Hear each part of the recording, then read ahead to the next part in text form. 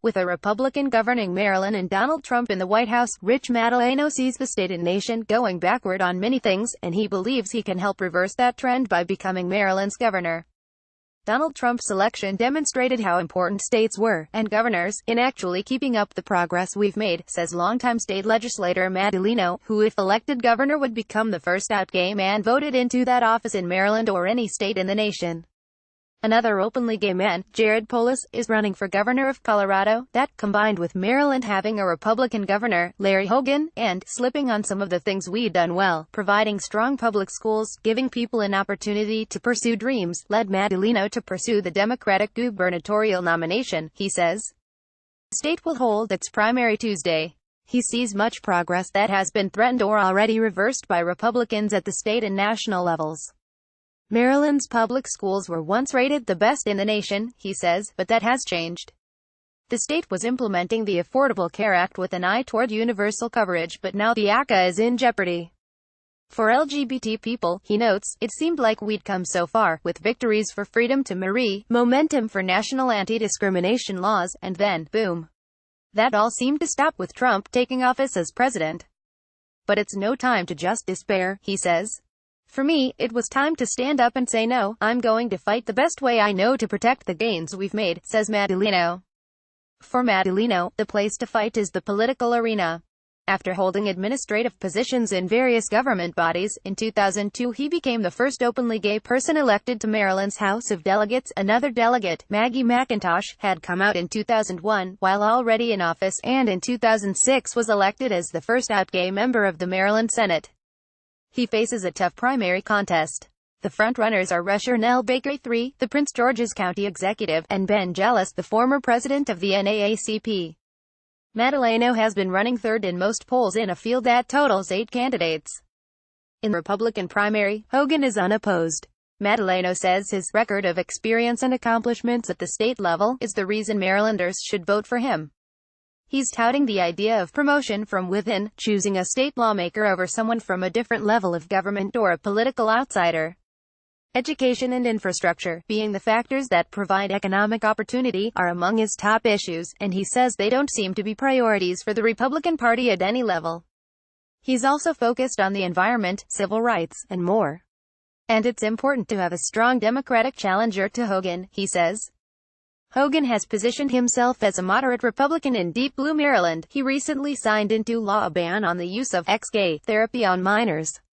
But hundreds of times, Madaleno says, he has let bills become law without his signature. Maryland has a pocket signature, as opposed to a pocket veto, so if the governor does nothing, a bill passed by the legislature becomes law.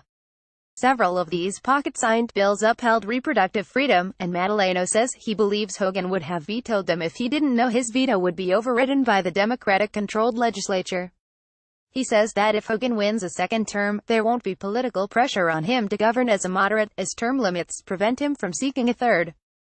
We cannot have a politically untethered governor, especially when we have an unhinged president. Madaleno says. Madaleno famously got in another pointed jab at Trump earlier this month when an ad for his campaign aired during the president's favorite news program, Fox. In the 30-second ad, Madaleno lists several of the stances he's taken that would infuriate Trump, such as defending Planned Parenthood, supporting a statewide assault weapons ban, and standing up for public education. At the end, he says, "What's the number one way I piss off Donald Trump and the Republicans?" and then kisses his husband, Mark Hodge, adding, "Take that, Trump." It may be the first same-sex kiss ever featured in a campaign ad. I wanted to demonstrate that I'm proud of who I am, proud of the work I've done to be able to call Hodge my husband. Madaleno says of the ad. He had championed the marriage equality legislation that passed in Maryland in 2012 and then was upheld by voters after opponents forced a referendum on it. He also wanted to show he'd defend his family and all families against the encroachments of the Trump administration and the modern Republican Party, he says. I wanted to make sure that we demonstrated to the other side, the side that is increasingly living in their own Trump bubble, that there still is a diverse world sitting out here and their neighbors aren't going away. Madaleno and Hodge live in Silver Spring, not far from D.C., with their 2 children, Katie, 14, and Jackson, 11. Hodge is a nurse who works for the local public health department. Because he's running for governor, Madaleno couldn't seek another term in the state Senate. He says he hasn't made plans for what he'll do if the gubernatorial run doesn't work out, preferring to focus on the race at hand. In Maryland, the candidates for governor and lieutenant governor run as a slate, and Madaleno's running mate is Luanda Jenkins, who was a member of former Gov. Martin O'Malley's cabinet as Secretary of Minority Affairs. The two of us have more experience at the state level than any ticket that's run before, Madaleno says. Madaleno is one of several gubernatorial candidates trying to make LGBT history this year.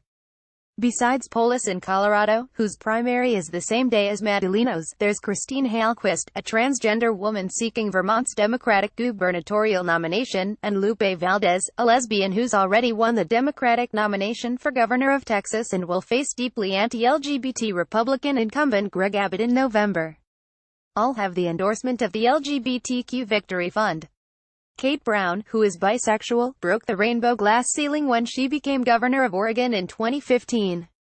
New Jersey Gov. Jim McGreevey wasn't out when elected, and when he came out as gay in 2004 he immediately resigned. With the primary coming up in a few days, Madaleno continues to express optimism about breaking his state's rainbow ceiling, and he's eager to have another chance to say, "Take that, Trump." He urges voters to remember this: the Republican Party is the party of Trump.